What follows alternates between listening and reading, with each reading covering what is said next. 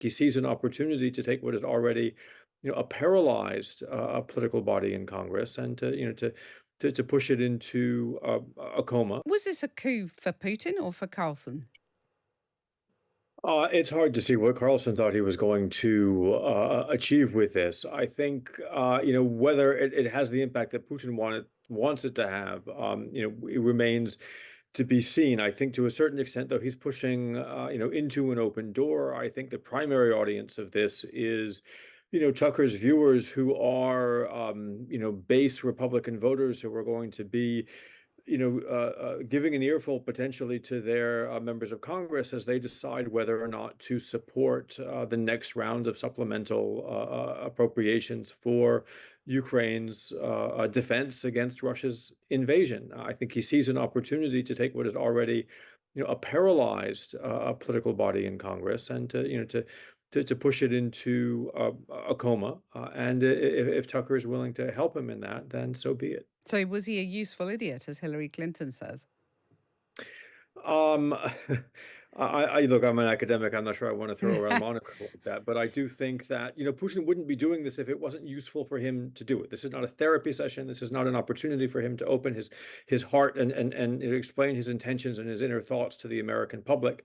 This is an opportunity for him to make progress in a war. He has said that Russia will continue to fight for its interests. He's also been fairly clear over the last 2 years that his interests haven't changed, and those interests come down to, the non-existence of Ukraine as a sovereign state on the European continent. Right, that raises a question for Americans and for Europeans about what is in the American and the European interest.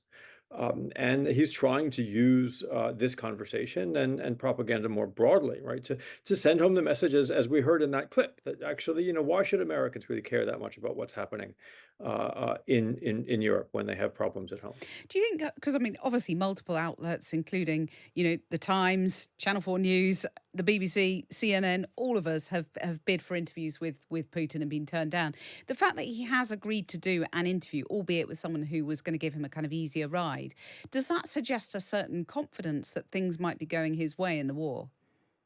Well, I think he is reasonably happy with the way things are going, both on the battlefield. In that his lines haven't collapsed. They've been able to get as many men onto the front as they would like to, more or less, and able to continue their supplies of material.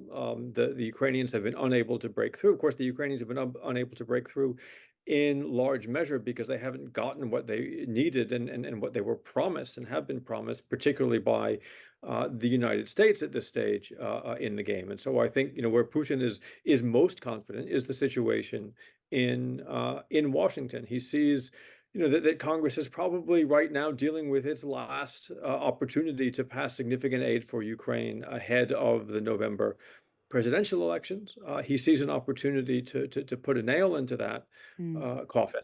Yeah. And again, he has an ally. I mean, with all due respect, the Times and the Guardian and others and the BBC are not going to reach out to that Republican-based voter in the way that Tucker Carlson can. Right. Well, I mean, and he used that argument, didn't he, that the US needed to stop supplying weapons. That's what Putin said in this interview. Do you think that will resonate with a lot of Republicans now? Well, there are a lot of Republicans for whom that has been resonating for a long time. There are parts of the party, including members of the House, who have been opposed to U.S. aid to Ukraine, from the very beginning.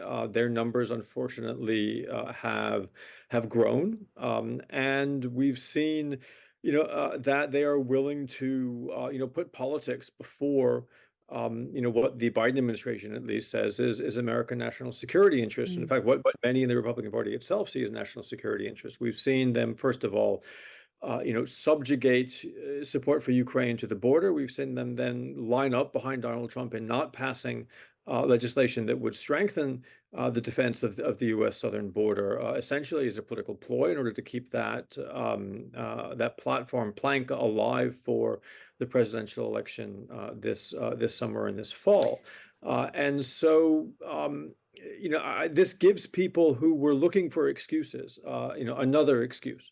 Whether it's actually going to change many hearts and minds in the broader American public, I'm skeptical, and I'm not really sure why a ninth century history lesson is going to be of that much interest to most Americans.